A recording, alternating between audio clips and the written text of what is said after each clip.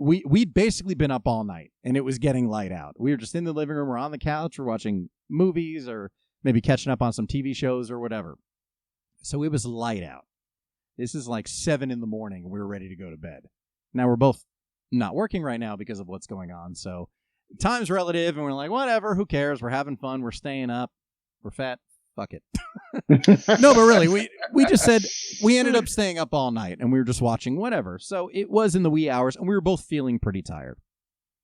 So we're sitting kind of on opposite ends of the typical sized couch. So there's basically a seat between us, and the couch is up against a window, and there's curtains on either side of the window that are generally just open.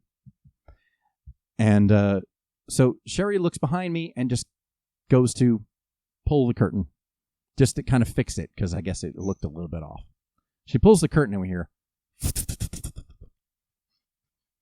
Burn the house down. Well, that was my thought. Our first thought was, what is that? But before either of us could say, what was that, from behind my head, from behind or under the curtain, something shoots out, something black, and starts flying around in circles above our heads in the living room in a scene from a horror movie where someone's about to descend to hell, and this is the sign that has come that you're about to go to hell. Something is flying around you in circles really fast, and you can't even tell what it is.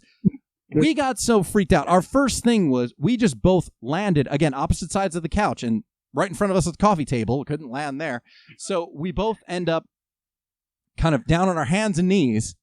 And I'm sure there's going to end up being a video clip, so I'm going to censor myself for it. But I'm reliably informed that I was shouting, "What the F is that? What the F is that?" Because I did not know what it was. Now, could it be a bat? Could have been. It was a really big bat. Could it be a bird? Maybe. Really big bird. All I knew was a St. Bernard with wings was flying around in circles above us in the living room. Oh, my.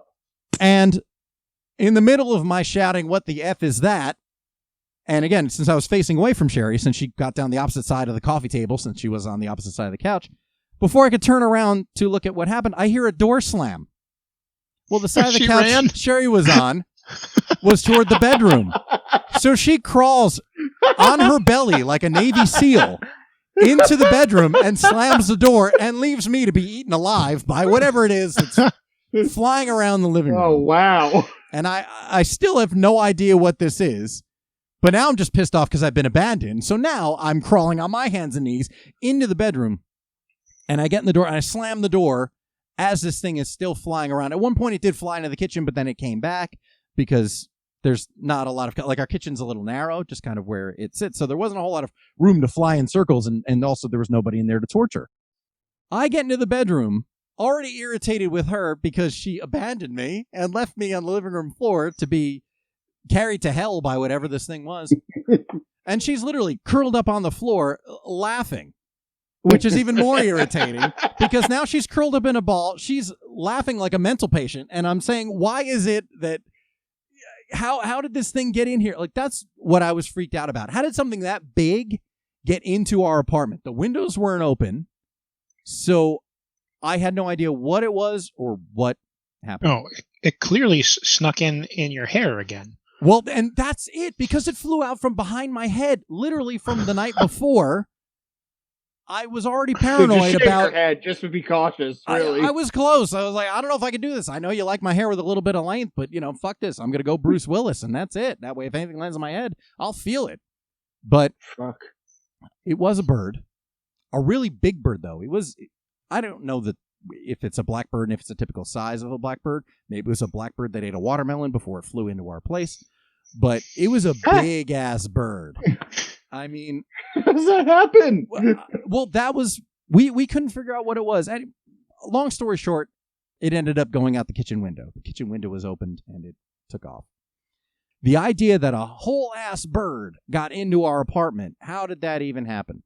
Which was the perfect thing, by the way, to happen before you're going to go to sleep, is to think there's somewhere something as big as this bird is able to get into the apartment while we sleep.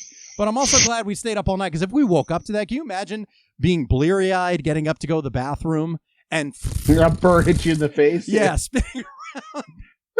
Can you imagine walking out or hearing that sound in the living room and having it wake you up? Because we talked about that a couple episodes like early on when the show started back in March about how there was a squirrel that got into the walls, and we're hearing this scratching on the walls next to the wall that separates the bedroom and the living room, which is also my side of the bed. So I'm hearing this scratching on the walls, there was a squirrel that got caught in there that an exterminator had to come and take care of. We were so freaked out, I can't even tell you. And the fact that she was and I know she was laughing because that was her reaction anyway. But the fact that she's cracking up about it, and I'm so stuck on the fact of, like, how did something that big get into the apartment? It was a nightmare. And then to try to go to sleep afterwards was just so much fun.